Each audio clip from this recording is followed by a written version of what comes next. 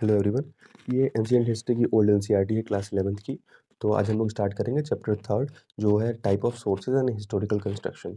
Means हमारी जो ancient history है तो उसके क्या-क्या सोर्सेज हैं, हमें वो सोर्स कहाँ से ऑब्टेन हुए, कैसे ऑब्टेन्ड हुए। तो उसी सोर्सेज के बेसिस पे हम अपनी हिस्ट्री को जो है रिकंस्ट्रक्ट करने की कोशिश करेंगे। यही है चैप्टर 3 इसमें। तो देखिए इस चैप्टर का 2 पार्ट में वीडियो आएगा, ये इसका पहला पार्ट है। तो हम स्टार्ट करते हैं मटेरियल रिमेन्स से। मीन्स जो एंशिएंट टाइप के लोग थे, तो उनके द्वारा कई ऐसे मटेरियल्स अभी भी अवेलेबल हैं। जैसे अगर आप साउथ में जाएँगे तो स्टोन टेम्पल्स अवेलेबल हैं, और ईस्ट साइड में देखेंगे तो जो ब्रिक मोनेस्ट्रीज़ हैं वो अवेलेबल हैं, वो अभी भी हैं। और वो हमें ये चीज़ बताती हैं कि उस टाइम की जो वो बिल्डिंग एक्टिविटीज़ थी वो कितनी अच्छी हुआ करती थी। अगर इस टाइम की एक्टिविटीज़ देखें तो 10 साल में ही बिल्डिंगें गिर जाया करती हैं। तो उस हिसाब से देखा जाए तो उस टाइम की जो एक्टिविटीज़ थी अभी भी जो मॉन्यूमेंट्स है वो अच्छे कंडीशंस में हैं। तो इससे हमें ये पता चलता है कि उस टाइम की जो मीन्स कंस्ट्रक्शन एक्टिविटी थी वो कितनी उच्च क्वालिटी की थी, कितनी बढ़िया थी। तो जो मेजर पार्ट है रिमेन्स का, वो अभी भी जो है वो ऑल ओवर द कंट्री जो है माउंट्स में स्कैटर्ड है। माउंट्स का मतलब हुआ कि एक टीला, माउंट्स मतलब जैसे पहाड़ या टीला होता है, तो माउंट्स में कई चीज़ें कवर्ड होती हैं। तो अगर माउंट्स में हम अगर सपोज़ करिए 2 टाइप की डिगिंग होती है। एक होती है हॉरिज़ॉन्टल डिगिंग, एक होती है वर्टिकल डिगिंग। ठीक? तो अगर हम हॉरिज़ॉन्टली अगर किसी चीज़ को अगर डिग करते हैं, तो हम एक पीढ़ी से दूसरे पीढ़ी में जाएँगे। मीन्स एक कोई कल्चर होगा, एक कल्चर से दूसरे कल्चर में जाएँगे, दूसरे से तीसरे कल्चर में जाएँगे। ये हो गई हॉरिज़ॉन्टल डिगिंग। वर्टिकल डिगिंग का मतलब होता है कि हम सिर्फ़ एक कल्चर को एक्सकवेट कर रहे हैं। ठीक? अगर वर्टिकल मीन्स हम करते हैं, तो सिर्फ़ हम एक कल्चर को एक्सकवेट करेंगे, और अगर हम हॉरिज़ॉन्टली जाएँगे नीचे साइड में, तो हम कई कल्चर्स को एक्सकवेट कर सकते हैं। तो जो उसमें सबसे पुराने कल्चर होंगे वो हमें सबसे नीचे मिलेंगे, जो सबसे नए कल्चर होंगे वो सबसे ऊपर मिलेंगे। Even in those mounds which have been excavated, the ancient remains have been preserved in varying proportion. अगर देखिए बात किया जाए कि जो ड्राई एरिड क्लाइमेट वाला एरिया है, जैसे जो वेस्टर्न उत्तर प्रदेश हो गया, राजस्थान हो गया, या नॉर्थ वेस्ट इंडिया हो गया, इसमें जो भी एंटीक्स मिले हैं, तो ये इनका जो स्टेट है प्रिजर्वेशन का, ये अच्छे स्टेट में मिले हैं। क्योंकि यहाँ का जो क्लाइमेट है वो ड्राई क्लाइमेट है, लेकिन जहाँ का क्लाइमेट मॉइस्ट या ह्यूमिड है, जैसे जो मिडल गैलेक्टिक प्लेन का जो एरिया है, या जो डेल्टाइक रीजन्स हैं, तो यहाँ पे जो भी चीज़ें मिली हैं वो अच्छे कंडीशंस पे नहीं है। जैसे आयरन इम्प्रिंट्स अगर वो मिले, तो जो आयरन की जो चीज़ें मिली हैं वो कोरोड कर गई हैं, ख़राब हो गई हैं। और जो मड के जो स्ट्रक्चर हैं वो तो बिल्कुल ख़राब हो गए होंगे, वो तो बहुत डिफ़िकल्ट है उसको डिटेक्ट करना। उसके अलावा जो स्टोन के स्ट्रक्चर्स हैं वो हमको मिले हैं, ठीक है? तो इन सब चीज़ों से हम अपने हिस्ट्री को कंस्ट्रक्ट कर रहे हैं। उसके अलावा जो मटेरियल कल्चर है वो हमें ये बताता है कि कैसे उस टाइम की चीज़ें जो है वो डेवलप हुई होंगी, कैसे लोग सेटल हुए, कैसे रहना शुरू किए, किस टाइप की वो पॉटरी यूज़ करते थे, और किस टाइप के वो घरों में रहते थे। घर बनाने के लिए वो क्या-क्या इस्तेमाल करते थे, और उसके अलावा वो से मीन्स फूड का क्या यूज़ करते थे, क्या-क्या खाने में वो खाते थे, किस टाइप के सेरल्स का वो यूज़ करते थे, और टाइप ऑफ टूल्स क्या थे उनके, किस टाइप के हथियार यूज़ करते थे, ठीक है? उसको कैसे वो हैंडल करते थे। तो इन सब चीज़ों के बारे में जानने को मिलता है।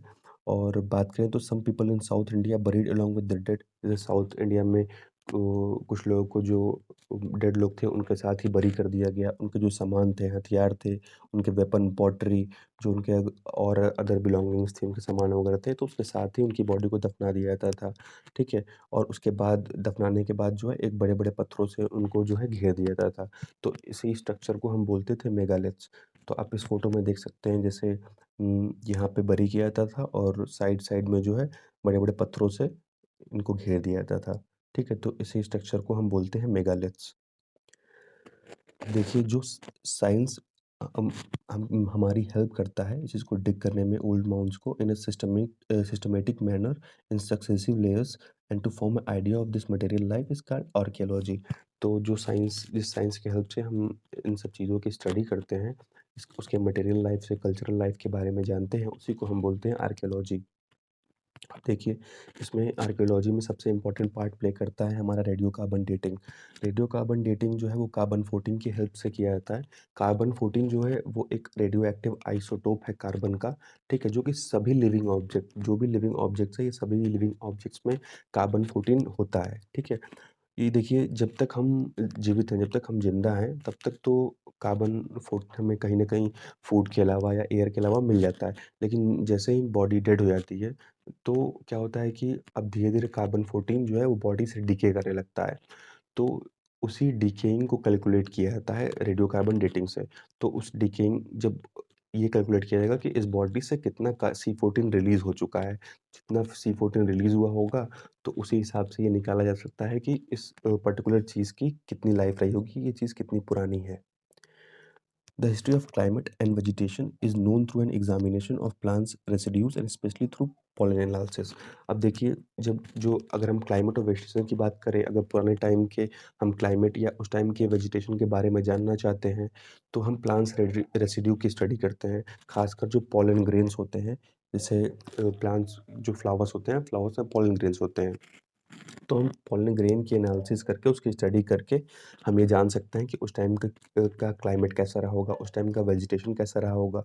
क्योंकि पॉलन एक ऐसी चीज़ होती है कि वो जल्दी डीके नहीं करता, पॉलन कभी सड़ता नहीं है। मीन्स अभी अभी तक कोई भी ऐसी चीज़ नहीं है, मीन्स कोई भी ऑर्गेनिज़्म ऐसा नहीं है जो कि पॉलन को सड़ा सके, उसको डीके करा सके। तो इसीलिए पॉलन जो है वो ईज़िली अवेलेबल हो जाता है एंशिएंट टाइम का। तो उस चीज़ को पॉलन जो ग्रेन है वो हमको हेल्प करता है उस टाइम के क्लाइमेट और वेजिटेशन के बारे में जानकारी कर देता है हमको, ये जो पॉलन एनालिसिस है। Thus, on the basis, it suggests that the agriculture was practiced in Rajasthan and Kashmir around 7000 to 6000 BC। तो इसी से हमको पता ये चला कि राजस्थान और कश्मीर का जो एरिया है, उसमें एग्रीकल्चर जो है वो करीब-करीब 7000 से 6000 BC के आसपास में एग्रीकल्चर प्रैक्टिस किया जाता था। The nature and components of metal artefacts are analysed scientifically and as a result the source from where metals were obtained are located and the stages of development of metal technology are identified। तो जो भी type के हमको मान लीजिए कोई metal artefacts मिलते हैं, तो उनकी एनालिसिस करके हम एक रिजल्ट तक पहुँच सकते हैं कि जो भी हमें मेटल्स मिले या जो भी चीज़ें मिली, तो वो उस टाइम में उसका यूज़ कैसे किया जाता रहा होगा, क्या टेक्नोलॉजी वो लोग यूज़ करते थे उस मेटल को बनाने में, उसको ढालने में। ठीक है, इन सब चीज़ों का हमें पता चल सकता है। And examination of animal bones, देखिए एनिमल बोन का एग्ज़ामिनेशन करके ये पता किया जा सकता है कि उस समय जो एनिमल्स थे, वो उनको कैसे डोमेस्टिकेट करते थे या वो उस एनिमल्स का क्या यूज़ करते थे। वो सिर्फ़ डोमेस्टिकेशन में यूज़ करते थे, क्या उनको काम में भी लाते थे, ठीक है? तो इन सब चीज़ों का जो है पता करने के लिए एनिमल बोन्स की स्टडी की जाती है, उनको एग्ज़ामिन किया जाता है। अब बात करें कॉइन्स की, तो कॉइन भी एक इम्पोर्टेंट रोल प्ले करता है। Although a good number of coins and inscription have been found on the surface. देखिए ऐसे तो कॉइन्स जो है वो सरफेस पे मिले ही हैं, लेकिन उसके अलावा डिगिंग वगैरह में जब खुदाई-वुदाई होती है, तो उसमें सिक्के वगैरह मिलते रहते हैं। हम स्टडी ऑफ कॉइन्स को हम बोलते हैं न्यूमिस्मैटिक्स, ठीक है? कॉइन की जो स्टडी होती है, कॉइन की जो पढ़ाई होती है, उसको हम न्यूमिस्मैटिक्स बोलते हैं। Ancient India currency was not used in the form of paper. अब जो देखिए इस टाइम हम जो है पेपर करेंसी यूज़ करते हैं, ठीक है? 500 की नोट है, 2000 की नोट है। लेकिन पहले के जो एंशिएंट टाइम में ऐसा सिस्टम तो था नहीं पेपर वाला, तो उस टाइम जो है मेटल कॉइन्स के यूज़ होते थे, चाहे वो सिल्वर का कॉइन हो, गोल्ड का हो, लेड का हो, ठीक है? और कुछ कॉइन ऐसे भी मिले हैं जो क्ले के हैं, वो भी डिस्कवर हुए हैं लार्ज नंबर में। तो उस टाइम के जो कॉइन्स हुआ करते थे, वो कॉपर, सिल्वर, गोल्ड, लेड वगैरह के हुआ करते थे।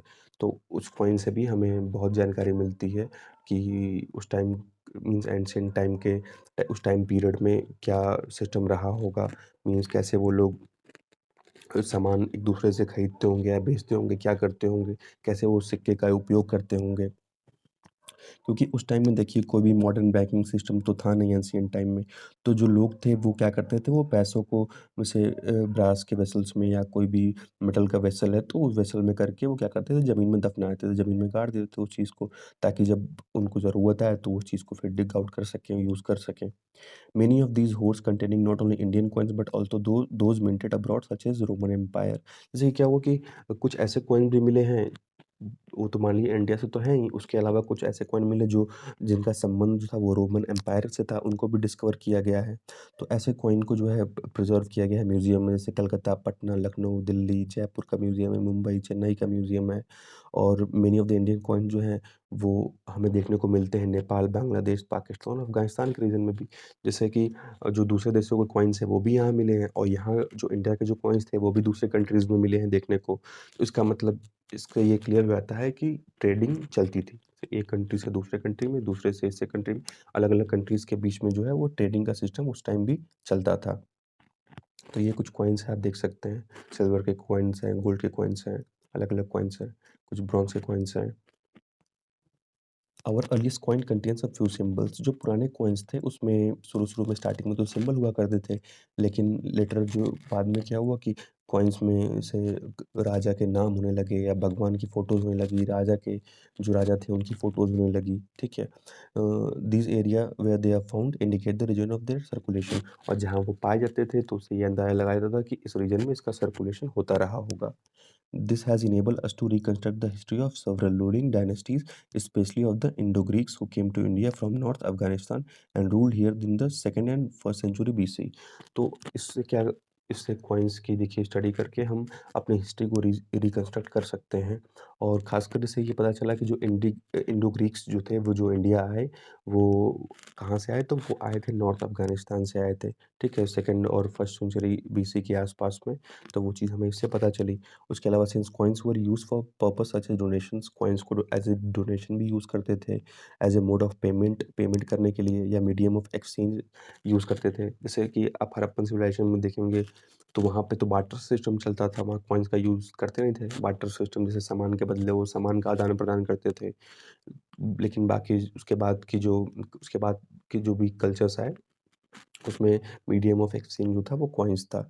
तो इनसे हमें जो है कॉइन से हमें उस पीरियड जो उस टाइम वो टाइम है, तो उस पीरियड के हमें इकोनॉमिक हिस्ट्री के बारे में पता चल सकता है कि क्या इकोनॉमिक हिस्ट्री रही होगी। अब सीधी बात है कि अगर वो सोने के कॉइन्स यूज़ कर रहे हैं तो उनकी जो इकोनॉमिक मीन कंडीशन थी उस टाइम वो स्ट्रॉन्ग थी।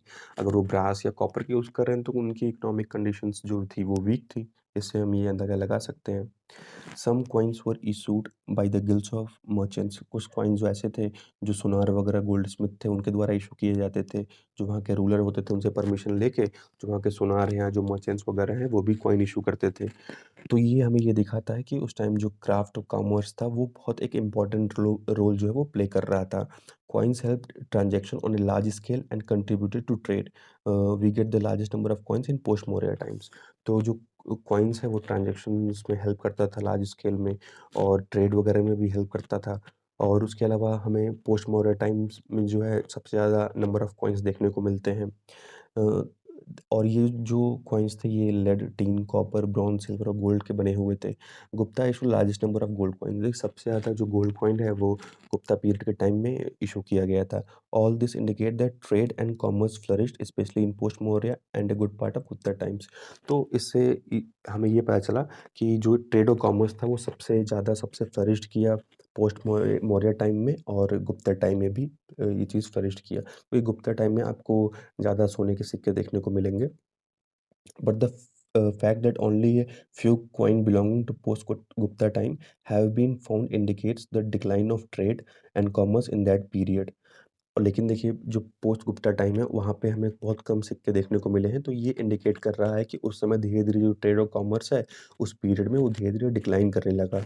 Coins also portray kings and gods. अब कॉइन्स पे किंग्स की फ़ोटोज़ हुआ करती थी, गॉड्स भगवान की फ़ोटो हुआ करती थी।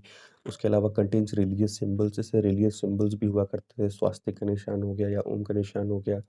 तो इस टाइप के सिंबल्स भी मिला करते थे। All of which throw light on the art and religion of the time. तो उस सिंबल से या उस आर्ट से हम जो है उस टाइम के रिलीजन के बारे में भी पता कर सकते हैं। अब हम बात करते हैं इंस्क्रिप्शंस की। तो देखिए अब जब इंस्क्रिप्शन की बात आती है तो कहीं न कहीं ये कॉइन्स ज़्यादा इम्पोर्टेंट हो जाता है क्योंकि इंस्क्रिप्शन हमें कोई भी चीज़ की जानकारी जो है वो डिटेल में देता है। इंस्क्रिप्शन की स्टडी को हम बोलते हैं epigraphy and the study of old writing were used in the inscription and other old records is called palaeography.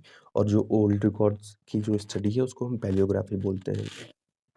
जो इंस्क्रिप्शन हुआ करते थे वो सील या स्टोन जो पिलर्स होते हैं, रॉक्स होते हैं, कॉपर प्लेट्स या जो वॉल्स या ब्रिक्स वगैरह हो गए तो इन चीज़ों पे जो है वो लिखा जाता था या कोई इमेज ड्रॉ किया जाता था, तो उसी को हम बोलते हैं इंस्क्रिप्शन। तो यहाँ आप फ़ोटोज़ देख सकते हैं ये एक इंस्क्रिप्शन का एग्ज़ाम्पल है।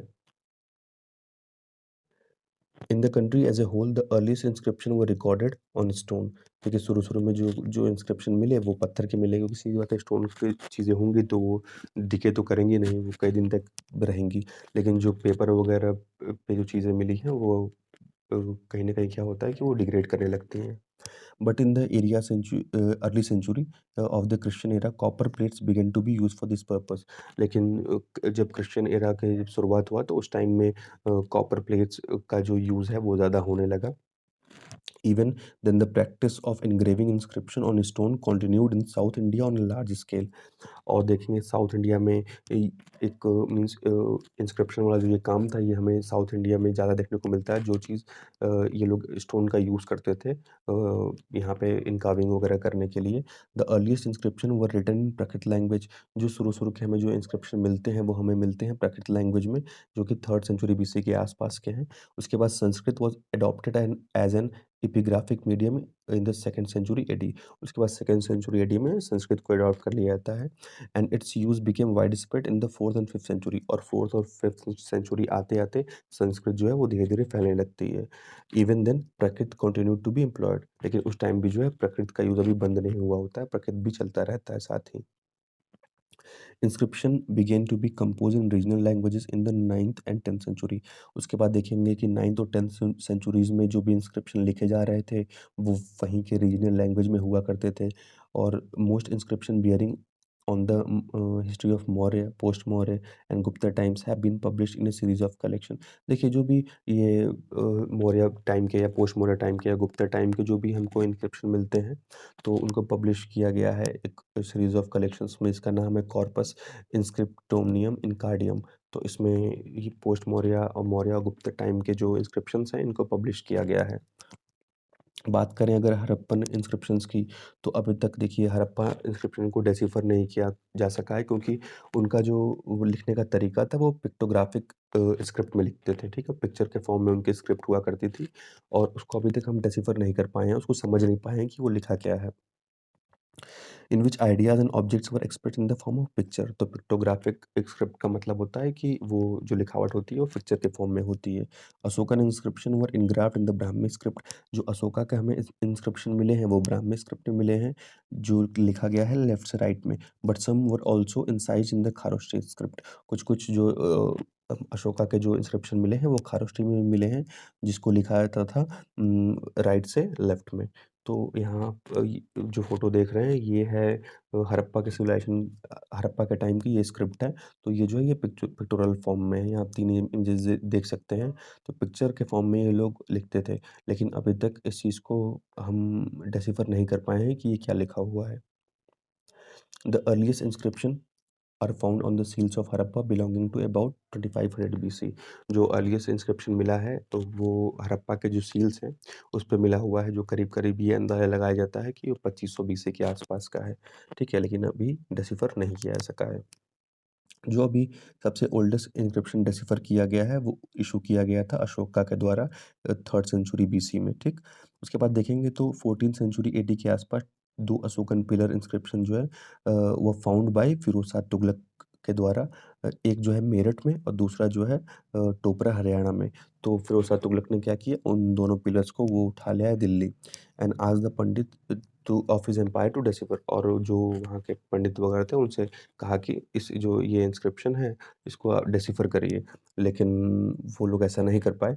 तो यही सेम डिफ़िकल्टी ब्रिटिशर्स के द्वारा फेस की गई 18th सेंचुरी के आसपास, जब वो इस इंस्क्रिप्शन को डिसिफर करने की कोशिश कर रहे थे। तो जो अशोका का जो इंस्क्रिप्शन है वो अभी तक का सबसे ओल्डेस्ट इंस्क्रिप्शन माना जाता है, क्योंकि उसको हम स्टडी कर पाए हैं। सीधी बात है, जब हम किसी भी टाइम पीरियड के चीज़ को जब स्टडी कर लेते हैं, जब पढ़ लेते हैं, उसको चीज़ को समझ लेते हैं, तो उस टाइम के कल्चर के बारे में हम अच्छे से समझ सकते हैं, जान सकते हैं। लेकिन जैसे अब हड़प्पा का जो भी इंस्क्रिप्शन मिला है हमको, तो हम उस चीज़ को डिसिफर कर नहीं पाए हैं, तो हमको समझने को ज़्यादा कुछ नहीं मिलता है। बस हम एक अंदाज़ा ही लगा सकते हैं, एक अंधेरे में तीर ही मारा जा सकता है कि ये चीज़ ऐसे रहा होगा। We have various type of inscription, some convey royal order. देखिए कुछ इंस्क्रिप्शन जो है वो रॉयल ऑर्डर को कन्वे करते हैं, पहुँचाते हैं आप तक। उसके अलावा decision regarding social, religious and administrative matter to officials and people in general. उसके अलावा कुछ इंस्क्रिप्शन ऐसे हैं जो सोशल और रिलीजियस डिसीजंस को बताते हैं, या जो उस समय जो एडमिनिस्ट्रेशन हुआ करता था, जो जो भी ऑफिशियल्स थे, तो वो उनके बारे में वो जानकारी देते हैं। Ashokan inscription belong to this category, ठीक है? अशोकन जो अशोका का इंस्क्रिप्शन है, वो सोशल, रिलीजियस, एडमिनिस्ट्रेटिव कैटेगरी में आते हैं। Others are votive records of the follower of Buddhism, Jainism, Vaishnavism और शैविज़्म। तो जो अदर हमको जो रिकॉर्ड्स देखने को मिलते हैं, जो भी इंस्क्रिप्शन देखने को मिलते हैं, वो बुद्धिज़्म, जैनिज़्म और वैष्णविज़्म और शैविज़्म से रिलेटेड हैं। Inscription recording land grants mainly by chiefs and princes are very important for the study of land system. अब जो भी देखिए ऑर्डर दिए गए थे प्रिंसेस के द्वारा, या जो भी इंस्क्रिप्शन बनाए गए उनके द्वारा, तो उससे हम लोग अंदाज़ा लगा सकते हैं कि उस टाइम का लैंड सिस्टम कैसा रहा होगा, क्या मीन्स जैसे जो लैंड का जो सिस्टम होता है वो कैसे रहा होगा, उस समय कैसे वो लोग एडमिनिस्ट्रेशन का काम करते होंगे। These were mostly engraved on copper plates, और जो इनको इंग्रेव किया गया था, जो लिखा गया था, वो कॉपर के प्लेट्स पे लिखा गया था। They record the grant of lands, revenue and villages made to monks, priests and temples. तो इसमें क्या वो क्या करते थे कि वो जो भी मान लीजिए कोई भी विलेज मॉन्क को दान में देते थे, या प्रीस्ट को दान में देते थे, या टेम्पल को दान में देते थे। तो इन सब का जो रिकॉर्ड है वो सब हमको अगर जो इंस्क्रिप्शन है इनकी अगर स्टडी करते हैं तो सब पता चलता है। They were written in all languages such as Prakrit, Sanskrit, Tamil and Telugu. और ये सभी लैंग्वेज में देखने को हमको इंस्क्रिप्शन मिलता है, चाहे वो हमारी प्राकृत भाषा हो, संस्कृत हो, या तमिल भाषा हो, या तेलुगु हमारी भाषा, कोई भी लैंग्वेज हो। तो हमें जो भी इंस्क्रिप्शन मिला है, कई लैंग्वेजेज़ में हमें मिले हैं। तो अब आगे हमारा लिटरेरी सोर्सेज़ है कि जैसे कि आप पुराण देख सकते हैं, या जो भी वेद रहे हमें, हमारे जो चारों वेद हैं, तो वो सब आ जाएँगे लिटरेरी सोर्सेज़ में। तो इसकी बात जो है हम अगले वीडियो में करेंगे। अगर आपको वीडियो से कुछ भी समझ में आया हो तो वीडियो को लाइक कर दीजिएगा और चैनल को सब्सक्राइब कर दीजिए। Thank you, thanks for watching.